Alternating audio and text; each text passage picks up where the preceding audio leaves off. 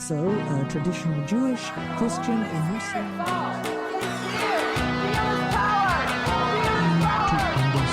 Atheist and agnostic. Now we have an interruption. Is it a pupper?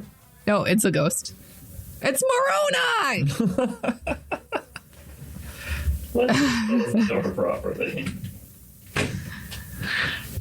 It's the angel Moroni come to gift us the golden plates on this episode of the Holy Watermelon Podcast. Yeah, so we've done a whole bunch of holy books, and we're going to do more.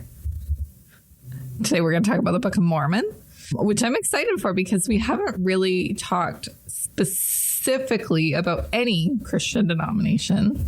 So this is kind of the closest we're getting to that. And we're not talking again about the denomination as a whole theologically, mostly about the holy book, but I like that we're honing in. Yeah. It's a nice little move for us. And this is some pretty recent material relative to what we've been talking about, too. Great. So let's get started. In addition to the Hebrew Bible and the New Testament, Latter-day Saints have their own religious texts, the Book of Mormon. But it just felt like a really weird pace. I mean, it was my first sentence, and I read it verbatim instead of fluffing it. All right. Yeah, the Book of Mormon is a book that has historically been called the Mormon Bible. I mean, it follows conventions. The Hebrew Bible, the Christian Bible, the Mormon Bible. But yeah. I guess it's not. What's the take on it within the community? Well, that it's really misleading to call it the Mormon Bible, especially when the average Latter-day Saint does stick to the King James Bible. Yes. I've heard that. Yeah. They really love their King James. Yeah, that's a weird development within the movement. Joseph Smith was not a big fan of the King James Bible at all. Okay. When he would preach, he would very often read from the Lutheran Bible in German and then translate that to people. Oh, cool. Because he just thought that was better. I don't know how great his grip on German was. The guy messed around with languages a lot, though, so maybe he was doing all right. I remember, and I hope she doesn't mind me telling the story, our past guest, Sarah, ended up in Utah, and she went into a religious bookstore, a Christian bookstore, and I forget what version of the Bible she wanted, but it wasn't the King James. Mm-hmm. And she asked for whatever version she wanted. And she said they clutched their pearls and looked at her with three heads. And then she realized she was in specifically a Mormon bookstore and that they only had the King James version. Right. A lot of Christian bookstores will have a great variety, but the LDS bookstores will only have the King James. Yeah. As far as I've ever noticed, and I've been shopping around a little bit. I'm sure you have.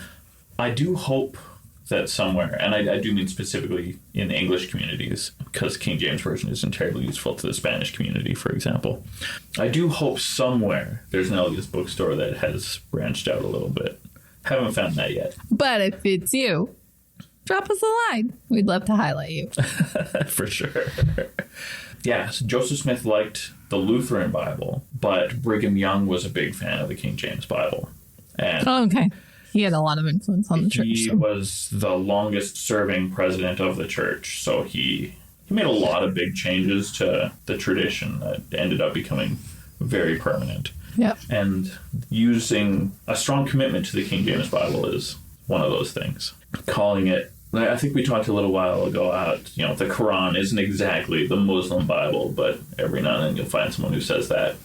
Same thing. The fact that Latter-day Saints still use the Bible, the same Bible that is generally considered the most popular in the United States, I think is a really good reason to not call the Book of Mormon the Mormon Bible. Right, fair.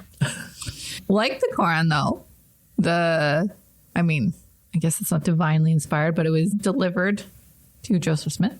Like the Quran was delivered to Muhammad. Slightly different, but... Kind of.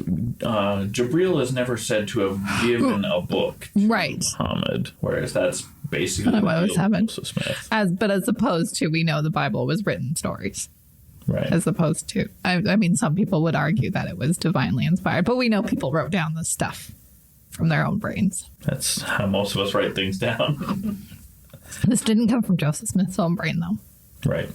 Let's talk about where these texts really came from. Yeah.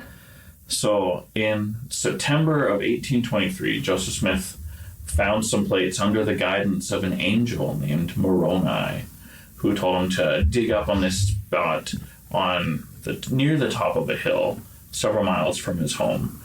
In Palmyra. Palmyra, New York. That's just a great word. Palmyra. Moroni prevented Smith from taking the plates, but told him to return for instruction on the same date the following year, and said, bring somebody with you. Who should I bring? Bring your oldest brother. His name was Alvin. Unfortunately, Alvin died the following September. Oh, no. So Joseph couldn't bring him along.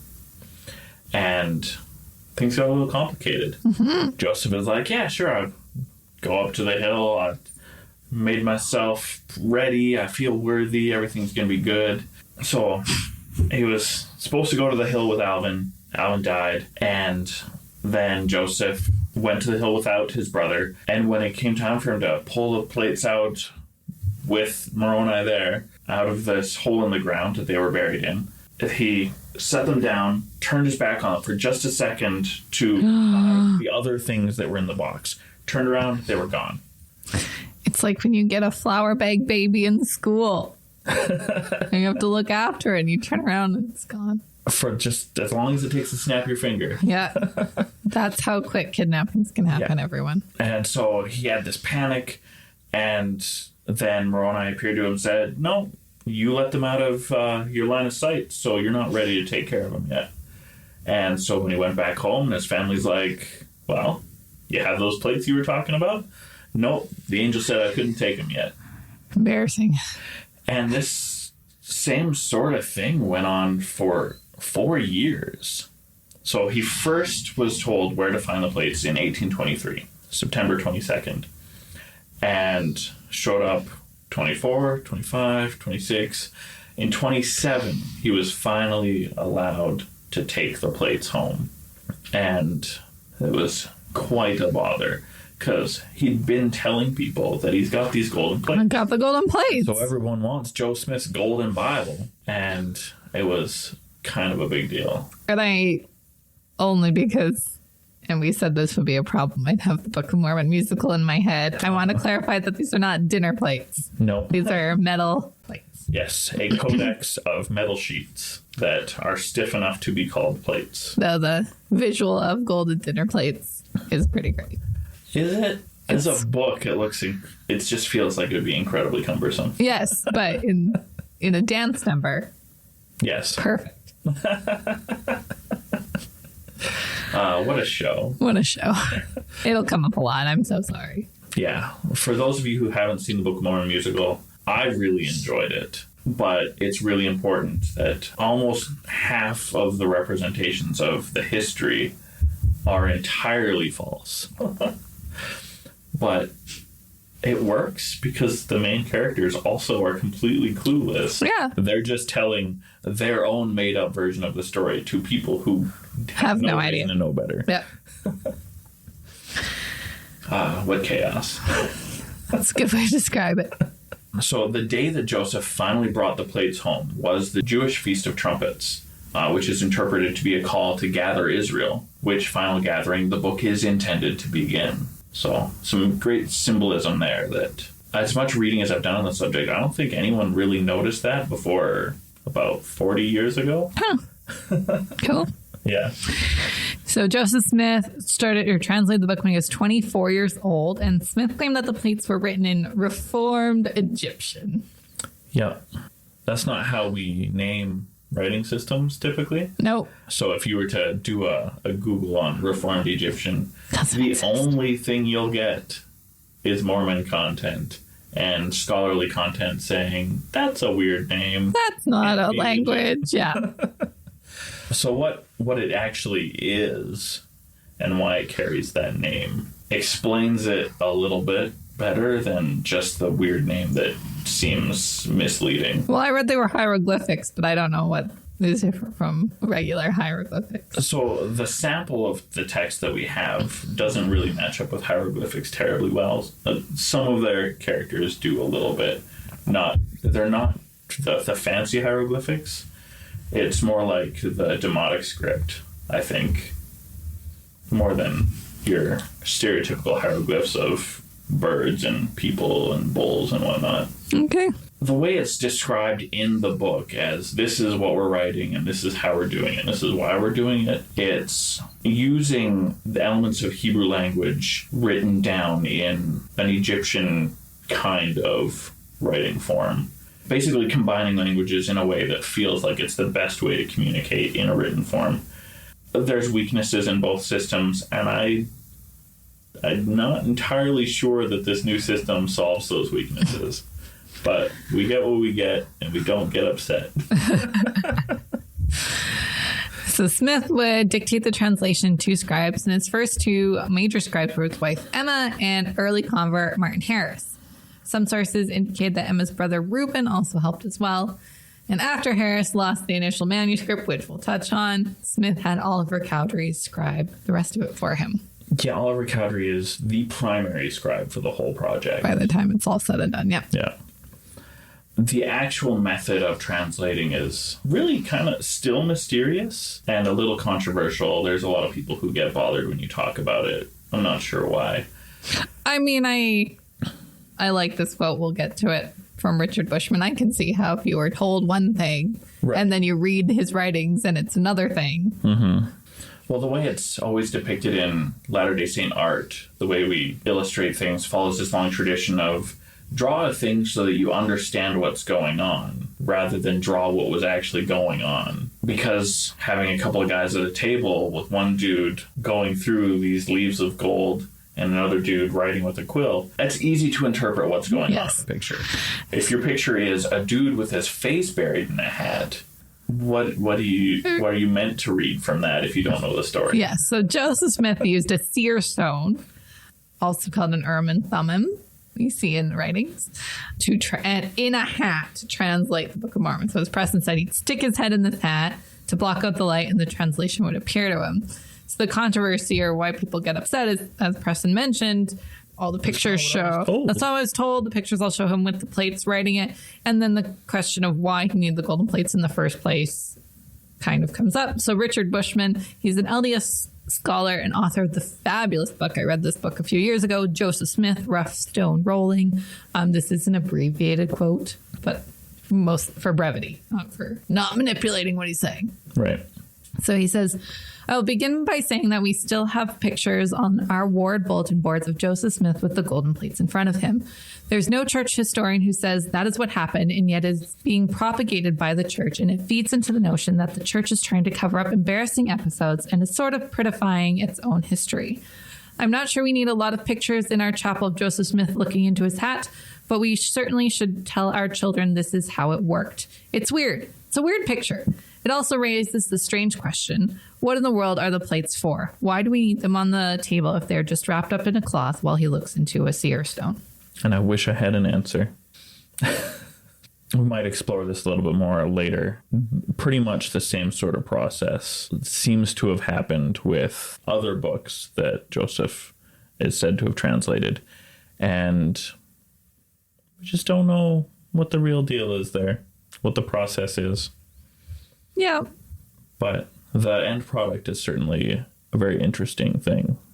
So during the translation process, Joseph shared that he had received a revelation that he would be allowed to show the gold plates to a select few people. Ooh.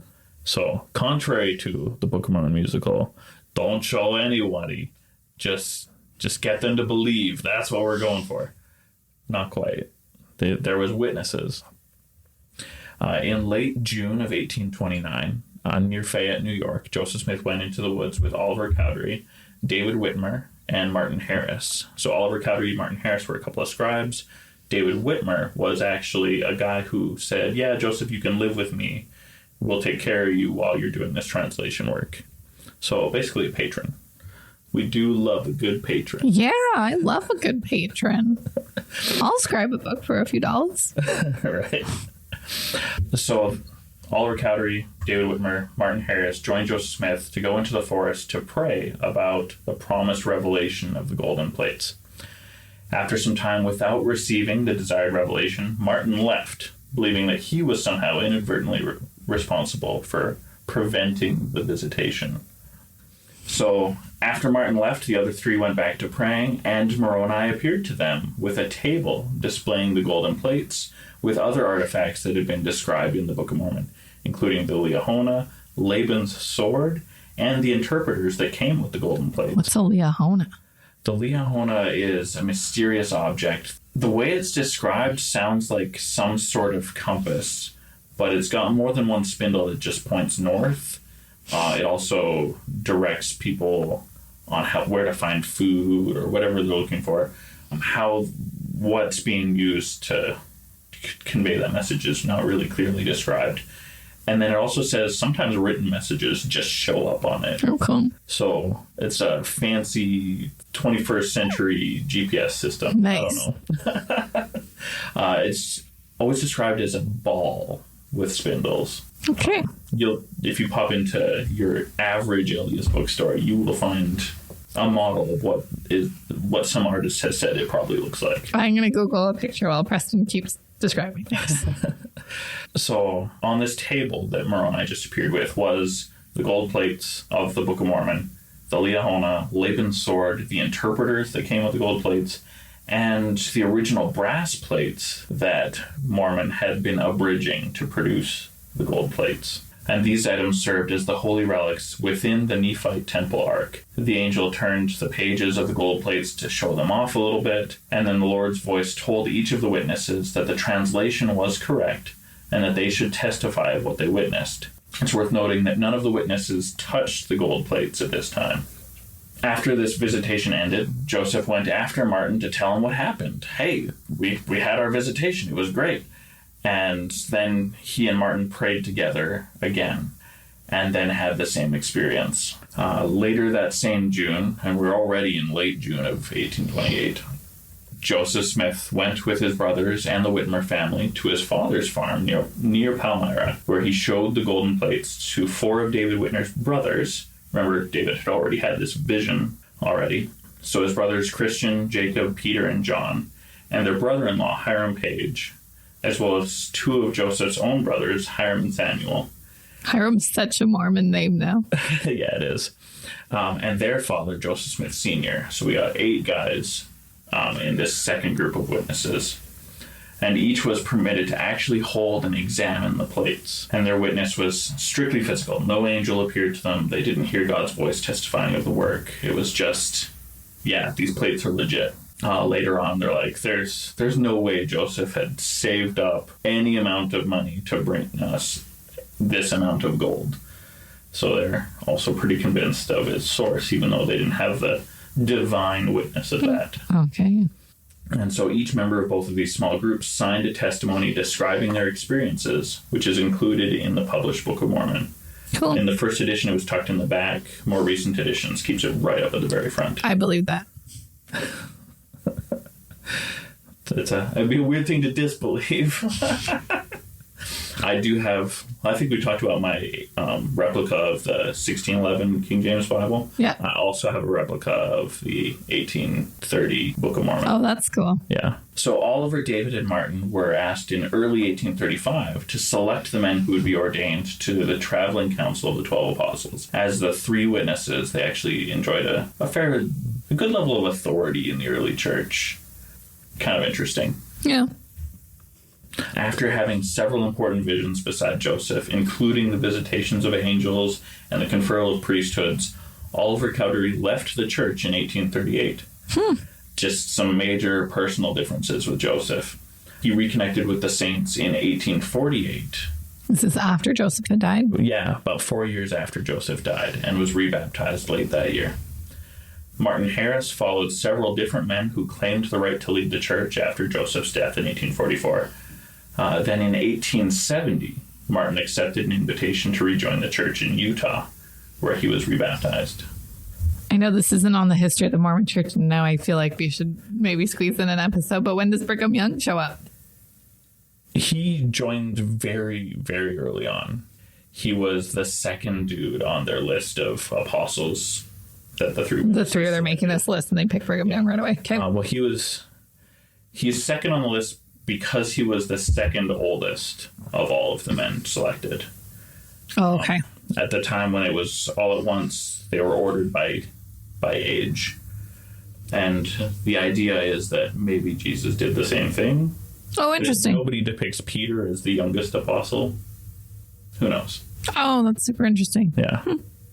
Okay. There's not a whole lot of evidence to back that up, though, as far as that's fair on Jesus system.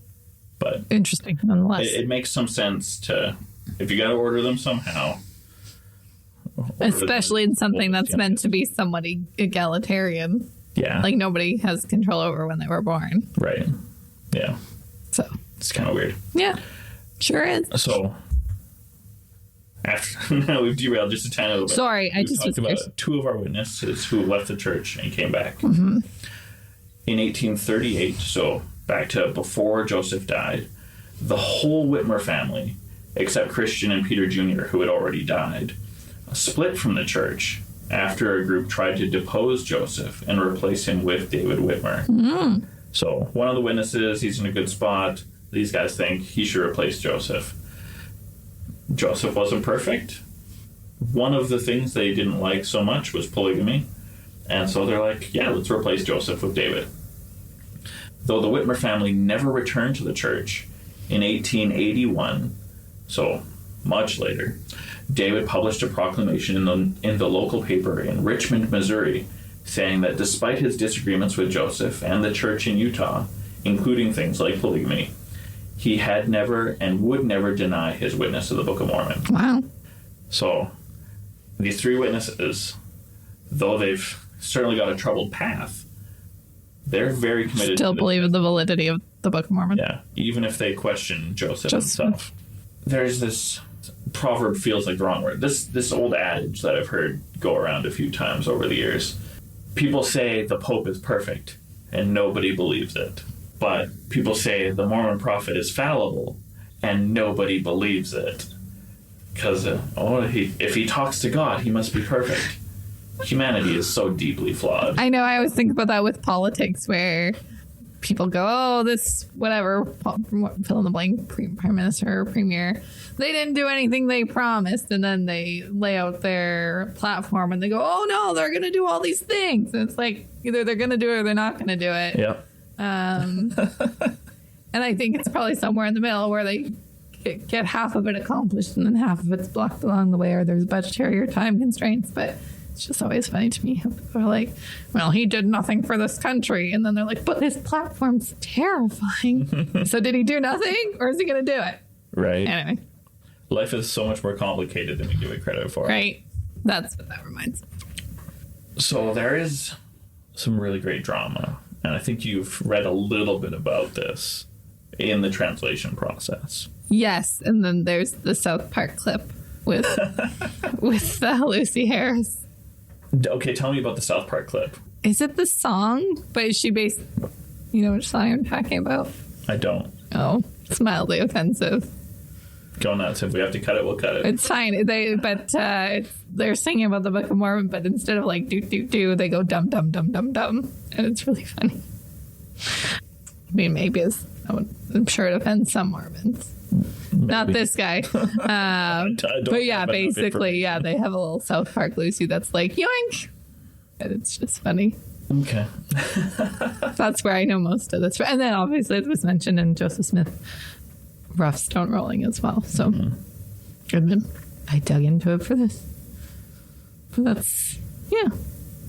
616 pages went missing. Good old Lucy Harris. Yeah, the number, according to some sources, the number 116 is just a guess. Interesting. And there is a book called, it's on my reading list. Maybe we'll do it for our book club called, I think it is called The Lost 116 Pages. Yeah. It's a book. Yeah, it's in my collection. Okay. I'm really enjoying it. Oh, good. You hadn't read it before? I skimmed it once, and now I'm going through it in detail. Okay, interesting. I'm using it to inform another project I'm working on. Oh, are you cheating with me? Not at all. Okay. I'll show you what's up when I have this project ready. Okay, I'm curious. Cool. Sorry. Digressions. So Lucy Harris was the wife of Martin Harris. So at the earliest days of the translation of the Book of Mormon, she was worried about all of this time that her husband was spending with this dude that was not terribly popular. definitely skeptical about this divine translation business. And she questioned Smith about the plates and demanded to see them. And he told her he was not permitted to exhibit them to anyone except those whom the Lord should appoint to testify of them. That's a really strong, heavy-handed no. Then Martin Harris, in an effort to convince his wife they were doing the Lord's work, asked to borrow the manuscript pages. You know, he'd been writing them, so they're basically half his anyway. Yeah, he's doing all the hard work. And this was primarily from what is called the Book of Lehi. Smith reluctantly agreed. Martin had to hound him. Yes. And Smith is like, no. And finally, I was like, what do I do about Martin? And he got the revelation of just, fine. If it's been this bad, let him take it. Yep. So there are a number of theories, and many believe that Lucy hid or destroyed them. I couldn't find a record of it when I was studying, so I don't know if it was from Russell Rowling or South Park. One's scholarly, one's not. But basically it was like, well, if you did it once, you can do it again. Like, if this is divinely inspired, it should be the same the second time around. You think, right? So rather than start over and just retranslate the material they'd already worked on, Joseph worried that whoever stole the manuscript would alter it to discredit Joseph by showing the variations in the texts. Yeah, it's hard to say that that's a really strong argument, but it is a valid concern. We have lots of variations on translations in the Bible. Yeah. But if he's patient zero, for lack of a better term, then yeah, you'd think he'd have it right. Yeah. Both times. He's getting straight from the horse's mouth. Right. He's not writing his own sermon where it would make sense that he could vary it. Right. Or lost in translation if we look at Muhammad and all of his... Right. This is a thing that needs to have one version. Yeah.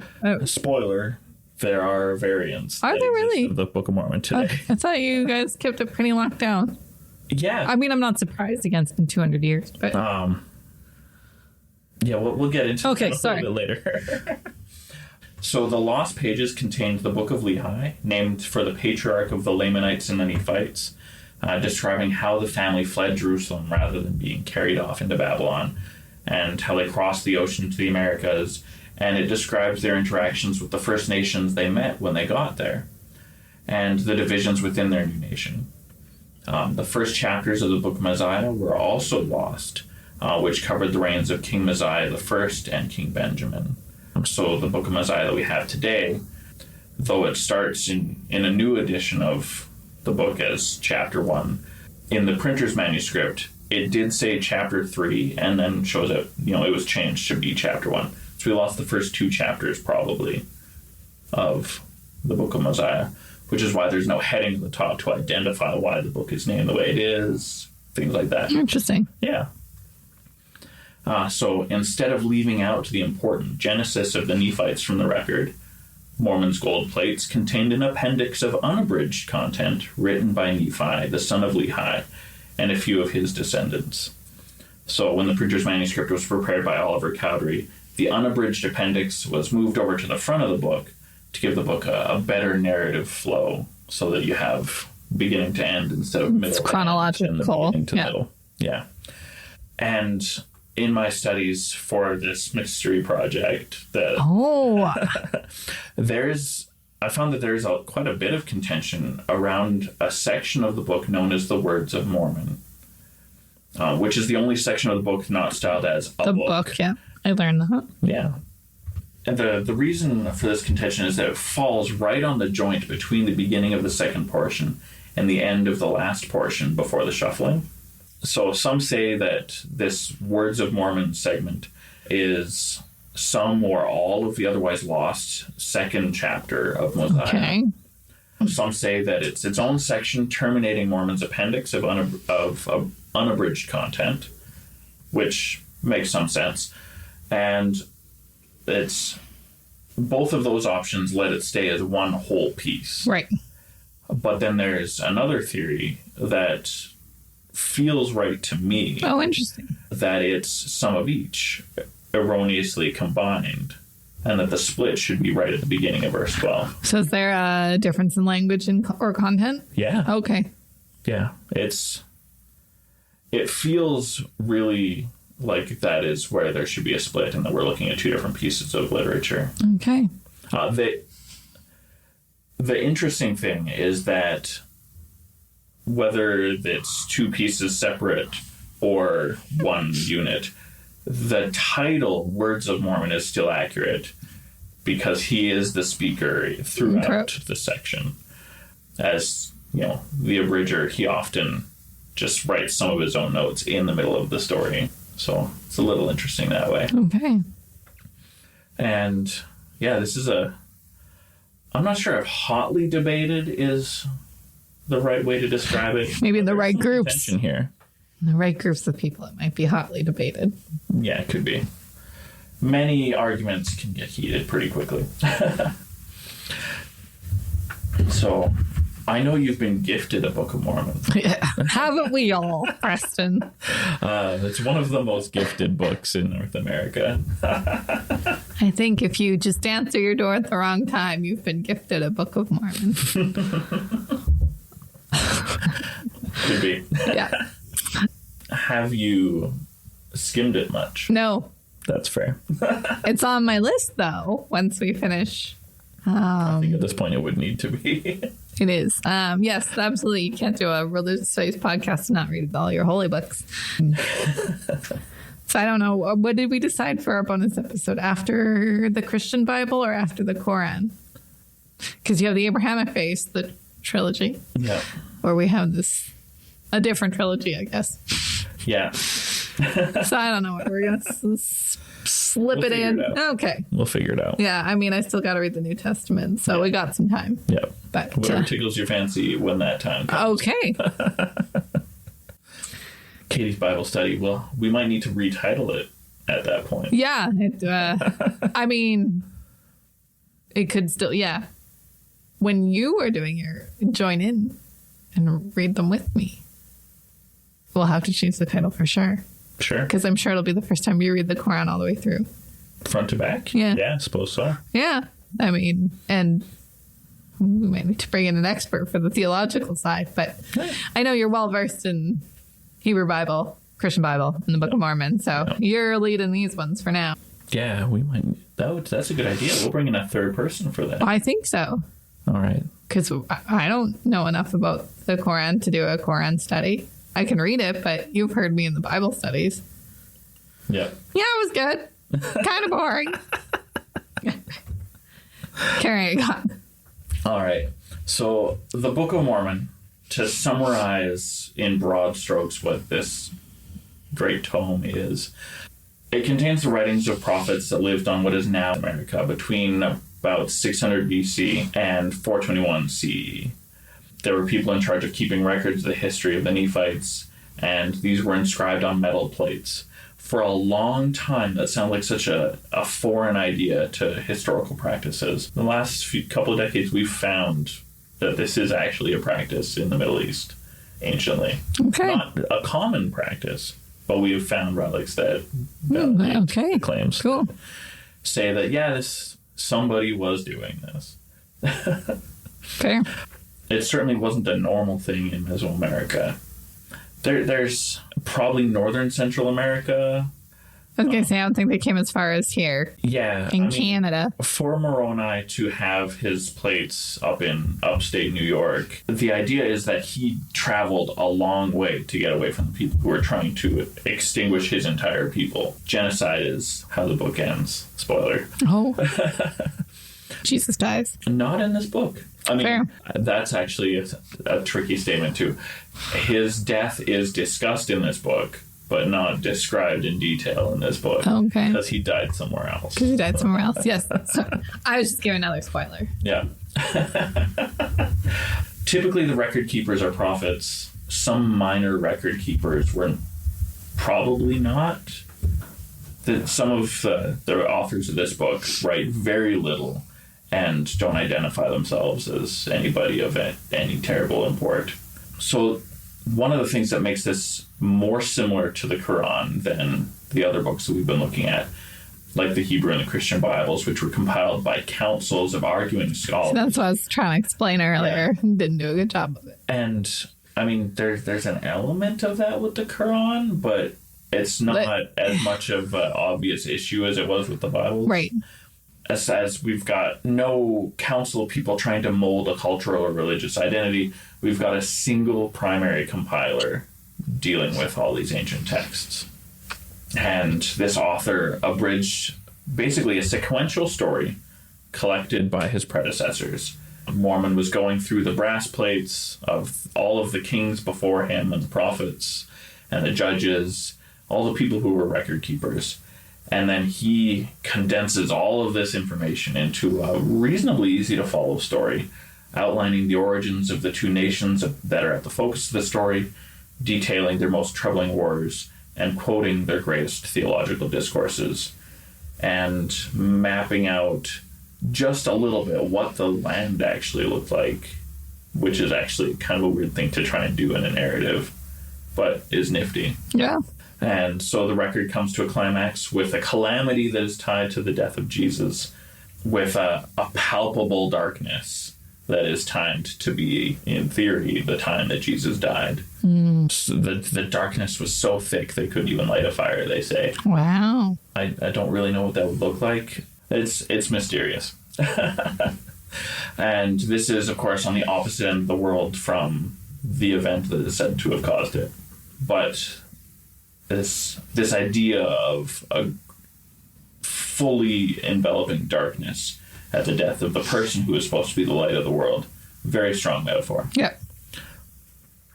And then following that, there's a visitation of a resurrected Christ a little over a month later. Of course, the New Testament tells us Jesus was around 40 days after his resurrection before he skedaddled.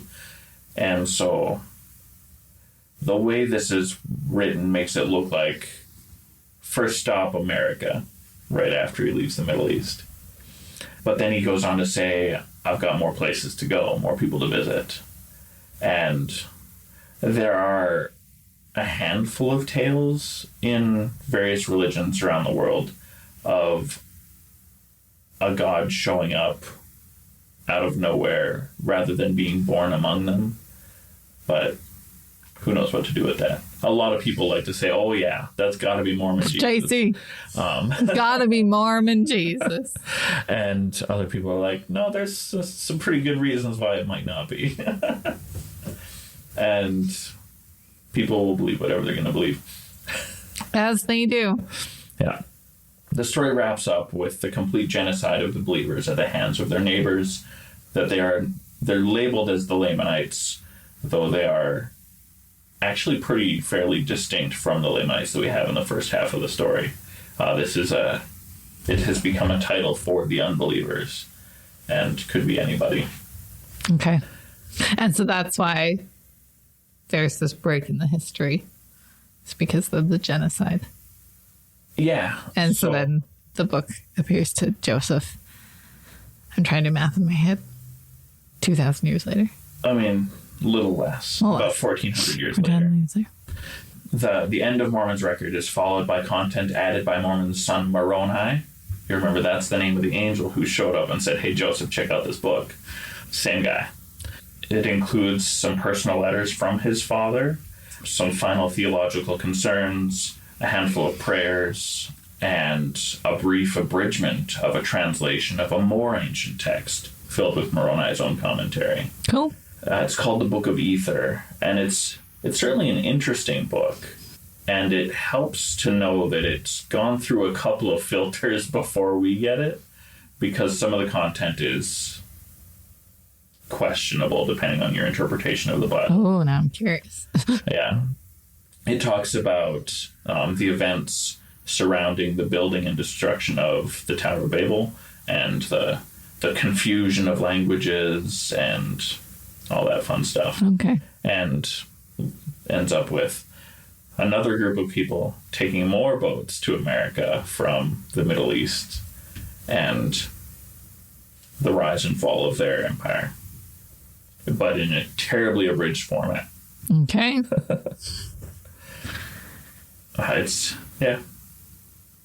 There's a lot of material in this book, but it's 500 or so pages. So it's easy enough to sit down. Yeah, it's not going to take me nearly as long as the Bible, or the Biblia as I call it. If somebody hands you a Book of Mormon, it is deceptively short because The pages are so thin. Yeah. We have made a point of printing all of our books on onion skin for quite a long time. I mean, even regular Bibles are like that, so you can have one book. Yeah. Yeah, I showed Preston my set. We recorded a bonus episode last week, and it's hefty. It's probably, I don't know, 8 inches wide, 9 inches wide of paper. Yeah. So you gotta keep it svelte. Yeah. So people aren't scared by it, but then they open it. Yeah. So I promised we would talk about variants. Yeah. So there's the authoritative 1830 edition of the Book of Mormon, published just before the church was officially organized. And then a few years later, Joseph was like, okay, there's some errors in here. Oliver Cowdery's printer's manuscript might not have been perfect, or maybe it was the printer who messed up a couple of little things. We gotta fix a little bit of things in here. It wasn't just the punctuation. There were a couple of names that got changed, a couple of phrases that got repeated. Joseph took the opportunity to expand just a couple of sections and only a tiny little bit. And then following that, over the years, after the churches split, there's different preferences by the leaders of the various churches that split from that original group. And then the biggest group, the Church of Jesus Christ of Latter-day Saints, which is headquartered in Utah today in Salt Lake City, they have also authorized a handful of very minor changes every now and then. We're sitting somewhere in around 30 different versions of the Book of Mormon. Okay, but pretty minor. Pretty much all very minor changes after Joseph's first redo. Okay.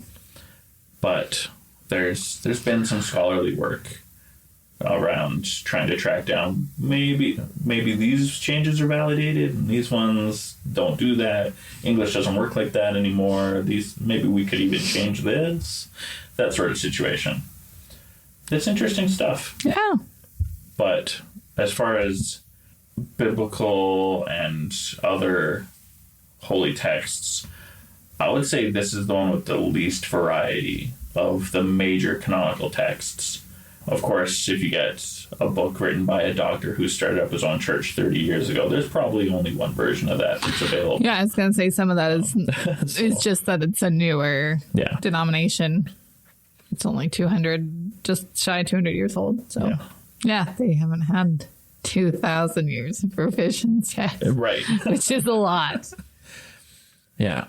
Luckily, like the chronic scholars that we've had for the last few hundred years, everybody who would be working on this project is very committed to avoiding variation in the work, especially unauthorized variation. But, sometimes you get authorized to change something. And then you go wild. Right. 10 years ago, we had a new publication of the Book of Mormon with new chapter headings. So just like little descriptions in what the book's about? Yeah. And it was in italics to let you know this isn't part of the original text. It's just giving you some context, yeah. Yeah. So we've fixed some of the ones that are slightly misleading in the past. It was a good move and a little overdue. Good. Yeah. All right. Is there anything that you think maybe we didn't cover that we should before we close out? No, I mean, I'm excited to bust open my Book of Mormon. All right. And I think we should shortly, in short order, do an episode on Mormon history. All right. All right. Cool. Hey, Preston, I like your shirt.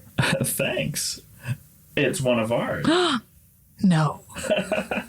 You can get one just like it. I know you can't see it because this is an auditory medium. It's the peace be with you and it's got little peace sign hands and it says be with you in red. It's very cute. Yeah, you can find it on our spread shop. Or if you don't want to fill your house with Holy Watermelon merch, but you still want to support us, head over to Patreon. Yep, as we mentioned earlier, we're doing bonus episodes, early releases, book club. Or if you just want to throw us some shekels to say thanks for putting out content for almost 3 years. We're just shy of, actually, we should pick something cool for our 3-year anniversary. Agreed. Yeah. So that's Spooktober. We'll have something good. Okay, well, something good. Just to say thank you. We would love your support so we can grow the podcast, do this more frequently, reach more people. Yeah, if we were making enough money so that we could do this full time, like I could quit my day job kind of thing, we could do really frequent episodes. Yeah, we could. And probably even more. Yeah.